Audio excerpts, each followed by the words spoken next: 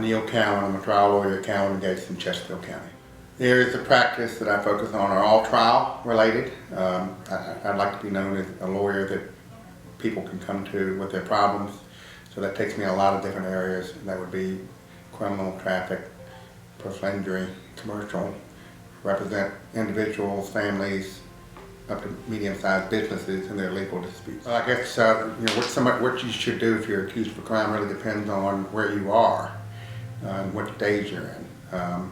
First of all, anything that you can't say to a police officer or any third party can will be used against you. It depends on the circumstances really, and that's a case-by-case basis. But if you're initially arrested and you feel like you need a lawyer, then you just tell them you need a lawyer and keep your mouth shut. But sometimes we cooperate. Sometimes after meeting with me or some of the other lawyers at CowanGates, sometimes we feel like it's better to cooperate and to meet with the authorities and kind of tell the story. And sometimes you get a better result that way. So it really is a case-by-case basis on what you say and what you don't say. So the biggest challenges the criminal lawyer faces is, I guess, first of all, you got to have a client that is being genuine with you, truthful with you, so you can really truly assess the situation early on. The challenge, it depends on the case. The challenges are different from case to case.